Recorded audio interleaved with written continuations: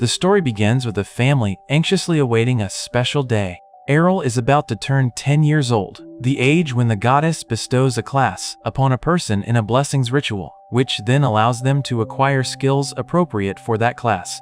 His family is incredibly nervous, especially his father, who hardly slept. His sister is sure Errol will be granted an amazing class, which she jokes will make him popular with the ladies, much to her own chagrin. Errol's parents are no ordinary people.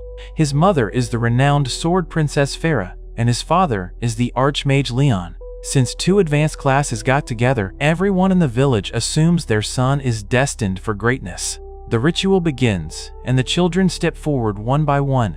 One boy is blessed with the blacksmith class, and he's thrilled because he can now follow in his father's footsteps. Then, it's Errol's turn. As he steps forward, the priest tells him to close his eyes so the goddess can grant a vision of his class. But there's a problem. The priest sees nothing. There's no response from the goddess. He realizes there's only one explanation for this. Errol is classless. The news sends a shockwave through the crowd and his family. Errol's family immediately goes into overprotective mode, with his mother and father telling him not to worry about getting a job because they'll just work past retirement to support him. They even tell him not to think about dying, as if being classless is a death sentence. His older sister chimes in, promising she'll always have his back no matter what. Errol gets angry at their coddling, shouting that he's not going to kill himself or sponge off them forever. He explains that he's not discouraged at all. He's been studying swordsmanship with his mother since he was little, and while having a swordsman class would make getting strong easier, he already knows how to wield a sword through pure practice. His family is moved by his mature and insightful words, declaring that he's destined for greatness. Errol, determined to prove himself, heads to the practice field. There, he encounters a couple of other boys who have just been granted the swordsman class. They're bragging about how having skills is amazing, making their bodies move on their own. They mock Errol when they see him, calling him the classless guy and questioning why he's even there. Errol states that he's there to train, just like them. The boys scoff, claiming they don't need training because they have skills and are just there to test them out. To prove their point, they show off their basic swordsmanship skill. Errol, unimpressed, asks one of them for a bout. The swordsman laughs at the idea of a classless person fighting a swordsman, saying Errol wouldn't stand a chance. But Errol insists he'd be a good match. The challenge is accepted. Before they fight, the swordsman confirms that Errol still has divine protection, a blessing everyone receives at birth that creates a protective barrier to absorb damage. Errol confirms he does, and the fight begins. The swordsman attacks wildly, but Errol, with his trained movements, easily dodges him. The other swordsman gets impatient and tells his friend they should just gang up on Errol.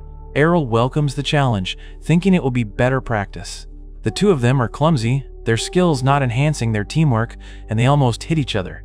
Errol uses their incompetence to his advantage, quickly moving and taking them both down. He wins, but the boys refuse to accept defeat, calling him a coward for waiting until their guard was down. Suddenly, a red-headed swordsman appears and tells them to stop whining, asking if they think an enemy on a real battlefield would care about their excuses. He dismisses the two as chumps and turns his attention to Errol, whom he recognizes as the son of the sword princess Farah. He concedes that Errol must have some inherited talent to fight so well without a class, but warns him not to get a big head from beating those two. The redhead then challenges Errol himself, wanting to show him what a true swordsman can do. He reveals his father is Captain Evans, and he holds a grudge because everyone considers Errol's mother, Farah, to be the #1 swordsman in the village, not his father. He's determined to beat Errol to prove his family's superiority. He boasts that he's been a swordsman for a year and has already mastered intermediate skills through diligent training. Errol accepts, stating that his mother also drilled him in swordsmanship and he has no intention of losing. Their battle is intense, clashing like a thunderstorm. The onlookers are stunned that a classless boy can hold his own against someone with intermediate skills. Errol notices the redhead's anger is making his strikes sloppy and tries to find an opening. Just as he moves in, the redhead unleashes a powerful skill, Twin Blade Slice, a technique that launches 2 strikes in a single swing. Errol is surprised and manages to block, but he still gets hit. The redhead smugly explains that it's an attack skill that someone classless could never defend against. Sometime later, Errol is shown to be training relentlessly. He comes home late, all beaten up, which worries his family. His mother reveals to his sister a shed full of broken practice swords, proof of Errol's incredible hard work and dedication. He's been sparring with kids his age, and it has lit a fire in him. He is shown practicing alone, taking hits on purpose to fully understand and replicate the twin blade slice. He finally perfects it. While training in the woods, Errol hears the roar of a large monster nearby. He knows he should alert the guard but realizes a child might be in immediate danger. Believing in his newfound strength, he rushes towards the sound. He finds the red-headed swordsman on the ground, his divine protection depleted, about to be killed by a massive hobgoblin. Just as the redhead resigns himself to death, Errol leaps in and kills the monster with a perfect twin blade slice. The redhead is in shock. Errol gives him holy water to heal him, and the redhead immediately demands to know how he used that technique, yelling that it's a complex skill exclusive to swordsmen. Errol calmly explains that he simply put in the effort to learn it. He says that by seeing and experiencing the move up close during their fight, he was able to break it down into its core components of strength, speed, and timing. He even thanks the redhead, telling him he was the reason he figured it out. He wanted to win their next fight so badly that he trained relentlessly until he mastered it. The redhead, feeling indebted for being saved, offers a rematch right then and there as a way to pay him back. They face off again. The redhead uses his twin blade slice, but this time, Errol deflects both strikes effortlessly. The redhead is baffled, but then Errol unleashes his own attack. He tells him it was a third slash. He explains that because his twin blade slice isn't based on a skill, it has no restrictions. He can change it and add to it as much as his own abilities allow. He even cheekily thanks the redhead again, saying that seeing his refined version just now allowed him to improve his own on the spot and add the third slash.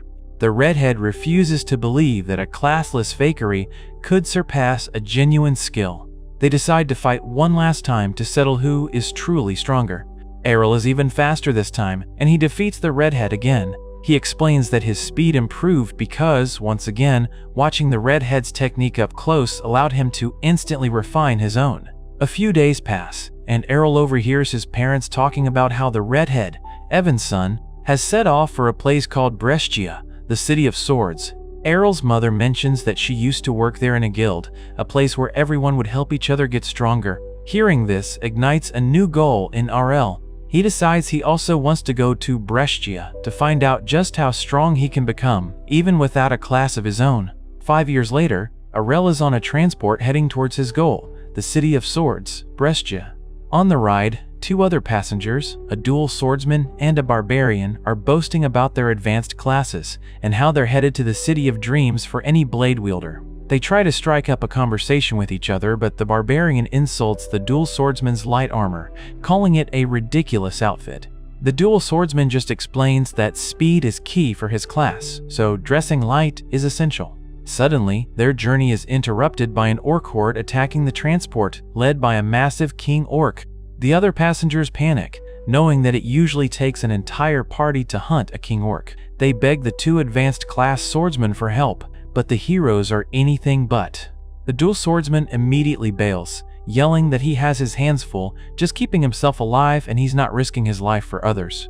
The barbarian agrees and flees as well, leaving everyone else to fend for themselves. Just as an orc is about to strike down one of the passengers, Errol moves in a blur. He moves so fast it's like he vanished, using a blink dash skill to save the man. The driver of the transport, who seems surprisingly knowledgeable, is impressed but notes that the skill is hard to use when surrounded. Errol, however, proves him wrong, moving through the orcs like he's dancing. The driver recognizes the move as Blade Dance, a counter-move skill that can only be used by the supreme class, Sword Princess. He's baffled, since the Sword Princess is a class only women can achieve, and wonders how this boy can use it. In a matter of moments, Errol takes down the entire horde all by himself. He calmly tells the driver that the problem is solved and they can proceed to Brescia. One of the passengers thanks him, saying he's already plenty strong, but Errol insists he wants to go to the city to train and get even stronger. When they ask what his class is, he shocks everyone by revealing that he doesn't have one. A flashback shows a younger Errol telling his mother, Farah, that he managed to reproduce the twin blade slice skill all on his own through sheer practice. He asks her to show him her Sword Princess skills so he can learn those too, eager to go to Brescia and test his limits. His mother is overcome with joy, realizing her son is a true prodigy. Back in the present, Errol arrives at Brescia. The driver, who identified all his skills, reveals that he's actually an advanced holy knight who takes trips working as a driver to refresh himself from the constant fighting. He advises Arl that if he wants to fight the strongest warriors in the battle tournaments, he needs to join a guild first, but warns him to be careful of shady ones. In the city, Arl is immediately swarmed by guild recruiters. One particularly persistent girl tries to get him to join her guild, Sword Road. Sword Road.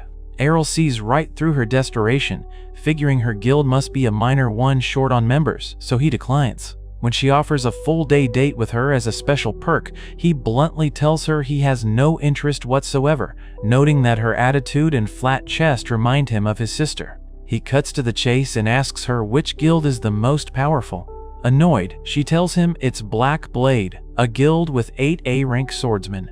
Errol heads straight there, but his ambitions are immediately crushed at the reception desk. The guild requires all applicants for the entry test to be of an advanced swordsman class or higher.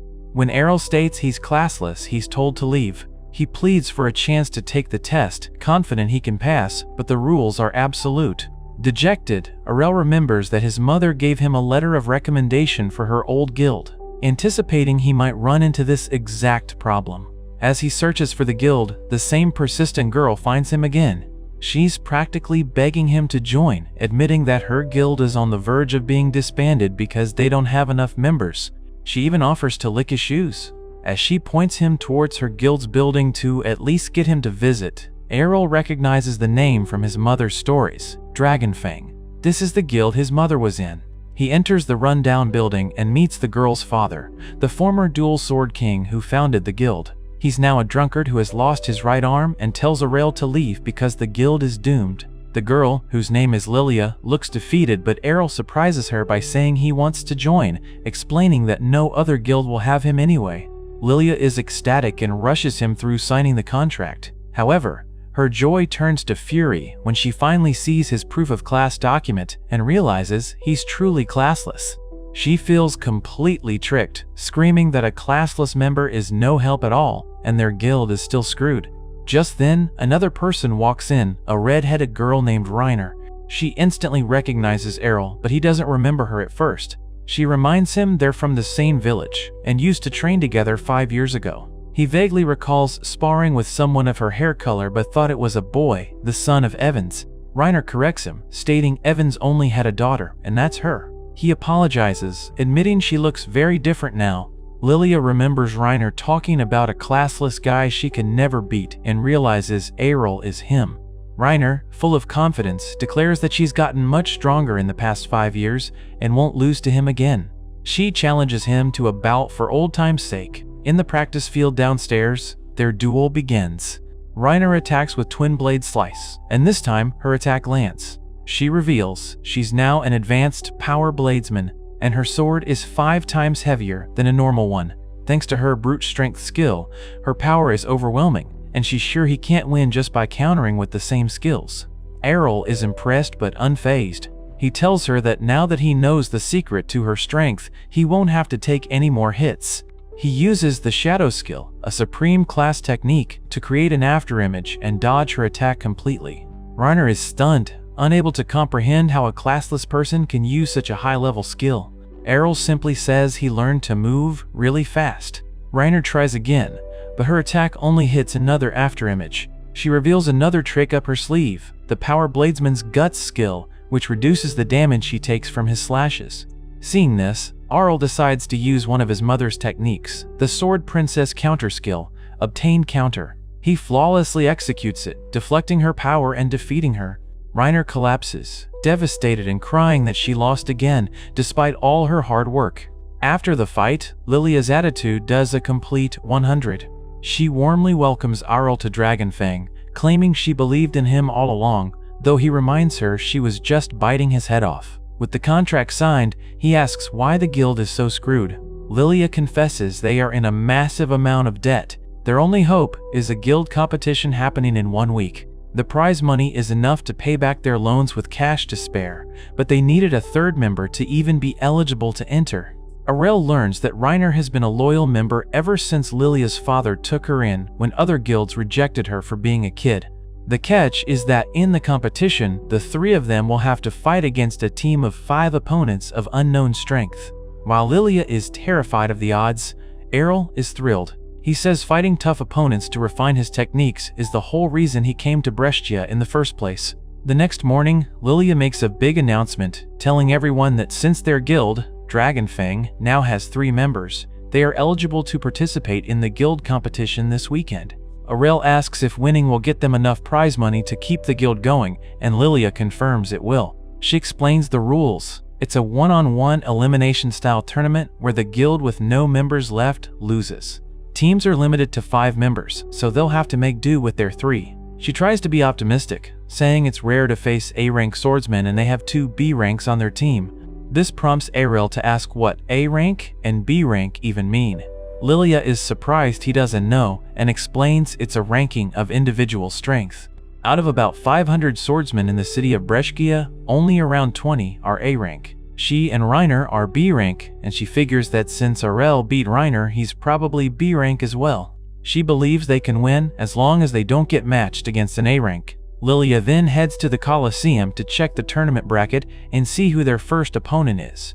With her gone, Aurel turns his attention to training. He asks Reiner about her skills, specifically what she has besides brute strength. She tells him she also has the Guts skill, which makes her divine protection last longer. Aurel finds this fascinating and wants to learn it. In a truly bizarre request, he asks Reiner to hit him with her sheathed sword. Reiner is completely flustered and misunderstands his intentions, thinking he's making some kind of weird masochistic advance and stammering that she doesn't know how to hit someone in a pleasurable way. Aurel quickly clarifies the huge misunderstanding, explaining that he wants to learn the Guts skill, and since Guts is about taking a hit, the most effective way to learn it is to get hit while his divine protection is down. Reiner calls him an idiot, insisting that skills are a blessing from the goddess and not something you can just learn through practice. But Aurel challenges her certainty, reminding her that he learned Twin Blade Slice and the Shadow skill on his own. To prove his point, he picks up her custom-made sword, which is 5 times heavier than a normal one, and swings it with ease, despite not having the brute strength skill. He tells her he has more than just brute strength, and that all his skills were obtained through daily drilling. This finally convinces Reiner. She realizes that effort isn't meaningless and agrees to help with his special training, promising not to hold back. Just as they're about to start, Lilia comes running back in a total panic. She has horrible news. Their first opponent is the current top guild, Black Blade, and they have 8 A-rank swordsmen. To make matters worse, their guild boss, Georg, is known for being vicious and will definitely go all out to crush them. Despite the grim outlook, Lilia declares they have to win and come together as a team, only to find Reiner about to beat Aurel up. Aurel clarifies that it's just special training, but Lilia thinks Reiner is just taking her stress out on the newbie. After all the drama, Aurel says he's hungry and they decide to get some food. On the day of the guild competition, they arrive at the massive Colosseum. The crowd is already buzzing, talking about the match between the old top guild, Dragonfang, and the new one, Black Blade. Of course, everyone assumes Black Blade will win easily, mocking Dragonfang as a guild that crashed and burned. Aurel notices a betting station, and Lilia sheepishly reveals that the odds on them winning are an insane 20-1. Then she drops a bombshell. She took out another loan using their guild's home base as collateral and bet everything on them winning. Her logic is that if they lose, they're screwed anyway because the prize money is their only hope, so they might as well go down in a blaze of glory and try for a miracle victory that will make them rich. As they're processing this, Georg, the boss of Black Blade, approaches them. He's incredibly smug, claiming he's there to cheer them on because he's so upset that his former rival guild has fallen on hard times. He then reveals that he used his influence to specifically match their guilds against each other, framing it as a favor to give them a shot at the spotlight and some money. Lilia sees right through it, knowing he just wants to publicly humiliate and destroy them. The competition begins, and it's announced that Black Blade's entire team is composed of A-rank swordsmen. The first fighter for Dragonfang is Aurel. As he takes the stage, the announcer calls him the Classless Aurel, and the entire crowd erupts in disbelief and ridicule, wondering if he has a death wish. His opponent, an A-rank fencer named Gio, is equally unimpressed. The match starts, and Geo immediately attacks with a blink dash into a critical thrust, but Errol uses the shadow skill to create an afterimage and dodges. He then creates 2 more afterimages, baffling Geo, who can't tell which is real. Errol appears behind him, revealing all 3 were afterimages, and tells him his mother could make 5 without even trying. He defeats Geo in a single blow, stunning the audience. Errol's victory is just the beginning. He proceeds to crush 2 more A-rank swordsmen in quick succession, leaving everyone speechless. Lilia is ecstatic, already dreaming of a perfect sweep. His 4th opponent is a shield swordsman who proves to be tougher since Aurel can't land critical hits. He has to slowly wear down the opponent's divine protection. The shield swordsman attacks with a shield bash, but Errol uses foresight, a skill he learned from his mother, to dodge and kick the shield out of his opponent's hands. He then perfectly imitates the shield bash himself, combining it with a blink dash to defeat the 4th opponent. By now, the crowd is in an uproar, accusing him of lying about being classless. The tournament administrators decide to publicly disclose Aurel's class ID using a magic crystal ball. The result is clear: classless. The Colosseum falls into a stunned silence. With victory in sight, Lilia's mind goes from getting rich to securing the guild's future, and she quietly decides she needs to get a marriage certificate to tie Errol down before he can get away. The final opponent for Blackblade is their secret weapon, a master swordsman from the east named Masamune, an advanced class samurai wielding a katana. He radiates a dangerous aura without even drawing his sword. He reveals his plan is to lure Aurel in and finish him with his ultimate skill. Errol, wanting to see this skill for himself, decides to approach. Masamune warns him that the moment his skill activates, the fight will be over. It becomes a showdown of speed. As Aurel steps into range, Masamune unleashes his ultimate technique, an EIE slice, a draw and cut so fast it's almost invisible. But Errol is faster. He vanishes completely, reappearing behind Masamune untouched. He calmly states that while Masamune is the fastest person he's met in the city, he was taught by someone even faster. Before Masamune can react, Aurel unleashes the Sword Princess's ultimate skill, Piercing Tempest, a flurry of unstoppable thrusts that ends the match. Errol has done the impossible. Dragon Fang wins the competition with a spectacular clean sweep. The crowd who bet on Blackblade is furious, demanding their money back. Lilia rushes to hug Aurel in celebration, but he instinctively dodges, a habit from training with his sister. She's not bothered, overjoyed that the guild is saved and they've made a fortune. She even offers to strip off her armor for a proper hug, which he dodges again. Elsewhere, a furious Georg vows that he won't let this classless nobody get away with humiliating him.